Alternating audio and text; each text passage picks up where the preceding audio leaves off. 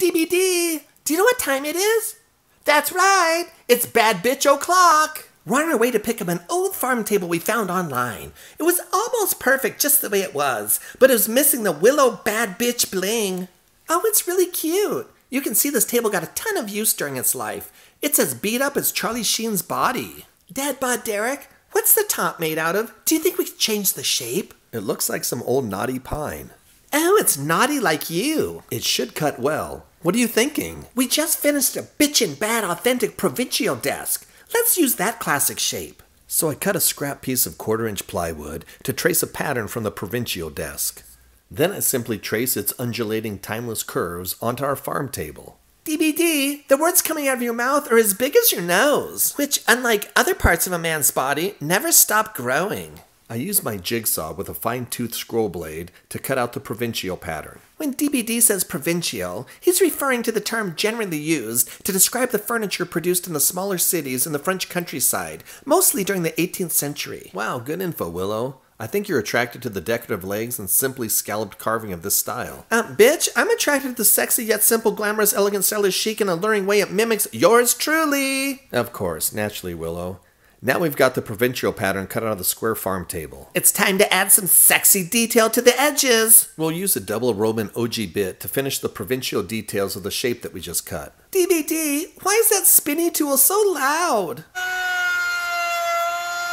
Good gracious, it sounds like your nose hair trimmers. Ew. With the shape cut and the edges routed, it's time to take off the old stain and lacquer finish. For this, back to the trusty random orbital sander and 80 grit sandpaper. OMG, another boring video of some fat old dumbass sanding furniture in real time. God. Oh, that looks good. How did you do that? Okay, it's starting to get kind of sexy. I'm going to use 3 different grits of sandpaper to finish the tabletop. I start with 80 grit to remove the lacquer and stain, then 120, and I finish it with 220 grit for a smooth finish, yet leaving it rough enough to let the polyurethane finish absorb deeply.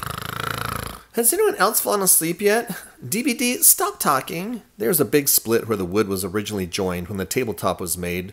Through age and moisture and expansion, I can't get the split to close. So we're using the old school trick of mixing sawdust from our sander with some glue. Gorilla Glue! Tough every time! Willow, they're never gonna sponsor us. That's why you need to step up your game, DBD. There was an old metal bracket helping to hold the split from getting worse. Doesn't seem like it would hurt anything, so I reinstalled it. Yours all broken and disgusto and nasty. What are you gonna do to fix it, DBD? Let's get the hardware off and then take a look. It looks like it just needs a sturdier bottom to ride on the original rails. Let's use a scrap piece of 1/2-inch plywood to make a new bottom. I heard if you do a bunch of squats, you can get a sturdier bottom. I think I learned that from the Kardashians.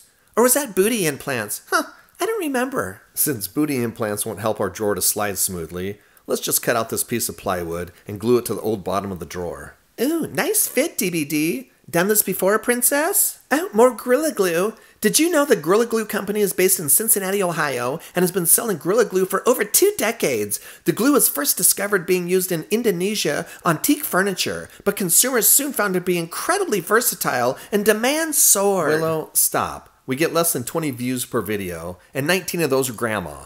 No one's ever gonna sponsor us. I think if you showed your face more, DBD, we could get huge sponsorships from anti-aging cream. Lord knows you need it. After sanding our split repairs smooth, I use a 220 grit sanding block to smooth out the router edges. See, and the anti-aging cream can smooth out your old and ugly face. Do you see how it ties in perfectly as a sponsor? Willow wanted me to add a little more of, what was it? Willow's Bad Bitch Bling.